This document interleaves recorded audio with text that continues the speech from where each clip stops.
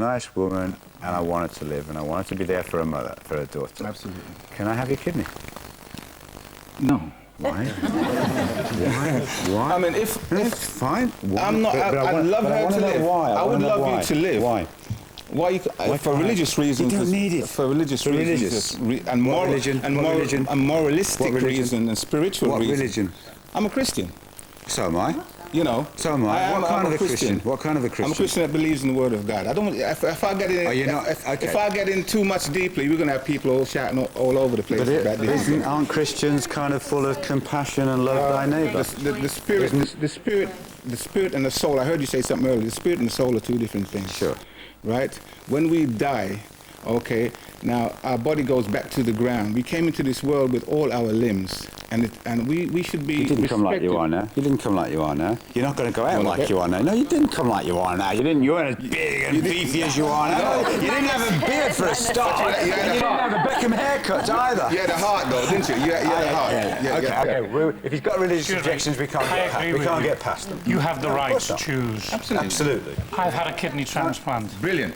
Right? Brilliant. I'm now back working in the operating theatres where I got my kidney. And I see people like Melissa Katie. every day of the week. Katie or Melissa? Katie or anybody. They all have a choice to choose, and the doctors will never take your choice away from you.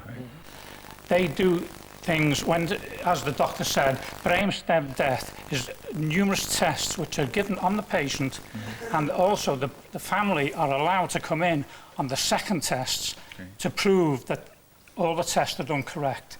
And the kidneys are only taken by the doctors who are and when they take all the other organs, and they take them under a great deal of discretion and respect for the family and for the patient. I agree your problems may have happened 14 years ago, but I can assure you they don't happen today. I work in Manchester Royal Infirmary, and we do kidney operations every day of the week.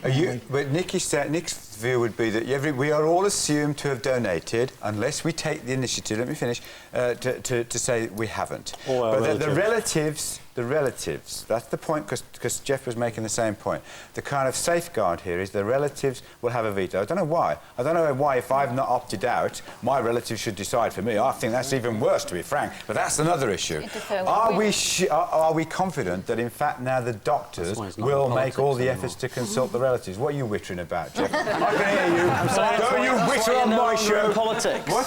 That's why you're no longer in politics. What is that? Because of those views. What views? The ones you've just said. What? Saying that, you had to have a hard law or nothing, No, it's not hard. I like clarity. If I've got a donor card, I've made my view known. I don't want anybody else messing with that view. Neither do any of us, do we? But you're not expressing a view if you're failing to register. You are. It's presumed. You are. Because he's you can't presume. But I'm sorry, Jeff. Parliament, if they enact this bill, is saying you are assumed to have been a sensible, rational, calculating person, and if you haven't bothered to register, you have taken a decision. It's okay. No. That's what. Well, what else is a common sense person to deduce? Because you have to look how the law is practiced in countries where they have. We don't have to look at the law as practiced out. We look at the law as it's going to be devised here. What I was coming down to, as you're saying about, was do you think that the relatives who are supposed to be consulted will in fact be properly consulted before? I believe the relatives are consulted, and if they go against the wishes of the person who wanted to be a donor, it's their choice, and the doctors never take that choice away from them. The bill never. We worry about relatives. We're happy to didn't like was Gwen, when sorry. Minister... I think the relatives are properly consulted. My husband died of massive brain hemorrhage. He was a very fit and very healthy man. Apart from that, he was a golfer, and we had discussed it during our married life. He was very much for organ donation. I was against it, because I had had a negative experience watching a programme on television where it was treated as a joke, and they were just basically whipping out the organs and off we go with it. And that really put me against it. Also, I think that there is the idea that you want some sort of assurance that the organs are removed with care, because a live liver is more important than a dead body. Having said that, that is the job of an awareness programme, to educate people to organ donation. When my husband died, he was on a life support machine. He was announced brain stem dead, and contrary to what people say, they don't just stand there with the watches. I'm sorry if you had a negative experience. Hang on, please. That wasn't my case. In my case, I was treated, and my husband, with the utmost respect. I was called in and they said, you have 24, have you considered organ donation? And I came clean and I said, I've always been against it. My husband, I know, is pro it. I will give my consent because I know that is what he would wish for. And they said, no worry, we don't want to know now. You have 24 hours. Please come back here at 3 o'clock tomorrow afternoon with your final decision. Sleep on it. Now that to me showed utter compassion. And for me, I am now an organ donator. I agree to it. And how many organs did your husband donate? 6. And which ones? At the end of the day, the thing that I drew most comfort from was that you get a letter from the regional transplant people, and they actually tell you, they don't give you the details of the name and address, but they say a man who hasn't seen his baby for 4 years. You know the people you helped? You know the people you know as individuals. Yes. And some of the people who've been helped are here, aren't they? Tell us what a difference it makes when somebody does donate the organ. Well, basically, I was diagnosed with congenital kidney disease over 20 years ago. My mother died from the same disease. So it's a bit like having an axe over your head. You know, you don't know whether it's going to end up on dialysis and then further. In 1996, I had to go on CAPD dialysis, which means you have to perform this 4 times a day. Basically, your life goes on hold. I was fortunate enough to get a kidney transplant on the October of that year. And in 1997, we're fortunate enough to have our son George born, which is full circle. Just absolutely fantastic, you know. What's the difference to your life? I got my life back. You got your life back, and that's how you feel? I've got a son, and he's like, you know, somebody that unfortunately lost their life, but another life is born. Another life isn't born for you, but in a sense it is, isn't it? That's right. I've had 2 corneal grafts, which are transplants from donors, and my life's just been given back to me. In what way? I had 2 small children. I wasn't able to read bedtime stories to them. I couldn't go shopping. I couldn't see any food on the supermarket shelves. I just didn't have a life at all. How did it make you feel? Just worthless. And what happened to you? I got the opportunity to have a transplant, which I took, and now I'm in full-time employment. You read bedtime stories? I can't. What, the cat in the hat? Do you read the cat in the hat? I can read anything. Haven't you discovered the cat in the hat stories? Oh, many times. Oh, that's really they are. And you can read them, and you can laugh with your children over them. And what do you know about the person who donated that to you? I just know that the person who gave that to me had to die, and that makes me very, very sad. And what do you feel about them? It's impossible to express the gratitude. Impossible.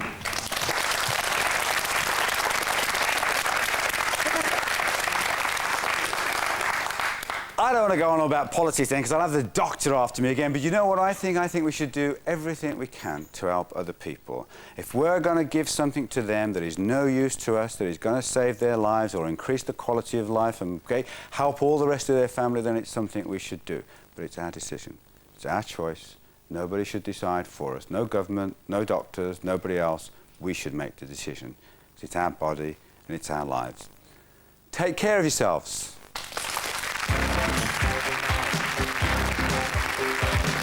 If you'd like to take part in a programme about coping with a child's death, call now on 0990 100 771. Have you had to cope with the death of your child? Did your child die young, or were they an adult? How did the loss affect your relationship with your partner? How did your other children cope? Did your brother or sister die when you were children? Perhaps you're a relative of grieving parents. Call now on 0990 100 771.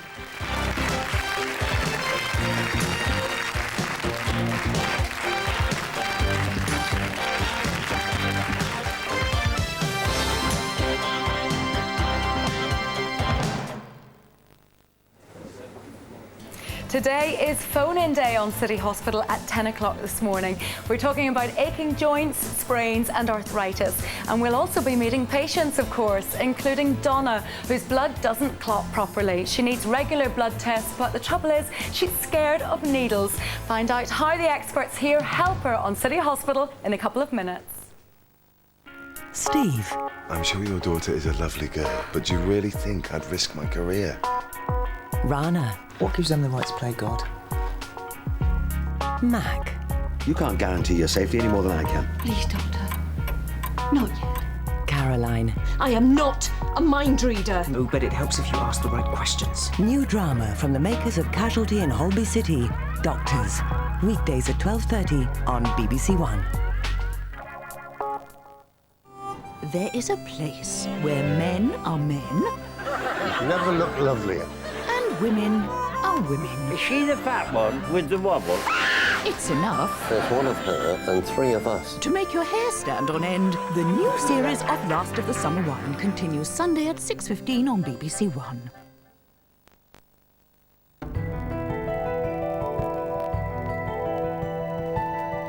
The BBC News now on BBC One with George Alagiah.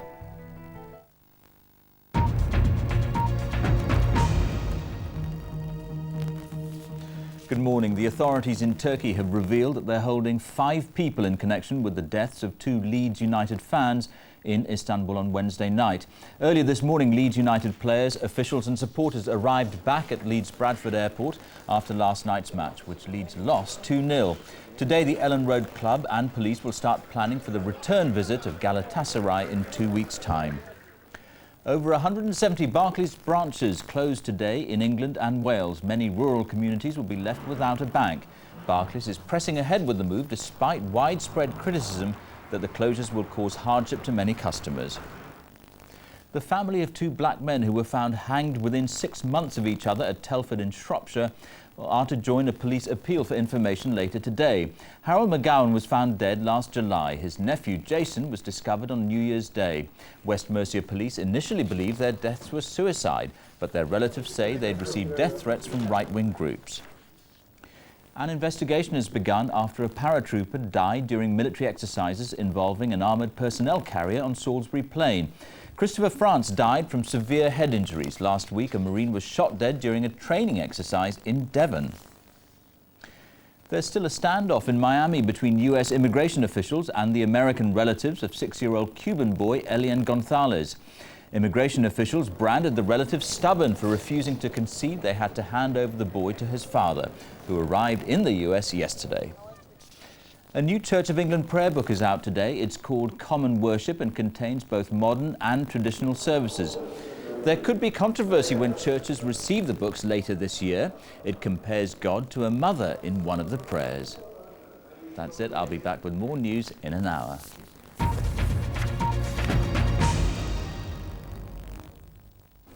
Hello and a very good morning to you. Cloud, wind and some rain too, moving towards the northwestern corner of the British Isles. Further south, high pressure holding on, producing some hazy sunshine here in London. There's a little bit of mist and fog to move before we get to the sunshine across the southern parts of the Midlands. But I think as the day progresses, the story will be of increasing amounts of cloud moving down across Scotland and Northern Ireland, eventually taking away the sunshine in the north of England, depressing the temperatures somewhat there. But further south, 14 could be yours. Bye-bye. Do stay with us here on BBC One. We're at City Hospital in just a tick, talking soft beds, hard beds, baby allergies and achy joints. Then we take a peek behind the scenes of The Bill and we go out on the beach with Vanessa and she's talking TV. That's at 11 o'clock. Then it's a kitchen in Devon with a Mediterranean touch. It's Real Rooms and it's here at 11:30. So do stay with us. It's all on the way before midday. It's not just about cooking, One. it's about life. I've got Classy by Nature, which is obviously me, and Rockstar Jim, which is kind of me. Jamie's life. I think that's enough punishment for any man. She told him that I kissed like a cartwheel. Real life, real food. That is the world's best fryer. Nice. The Return of the Naked Chef, Wednesday at 8:30 on BBC Two.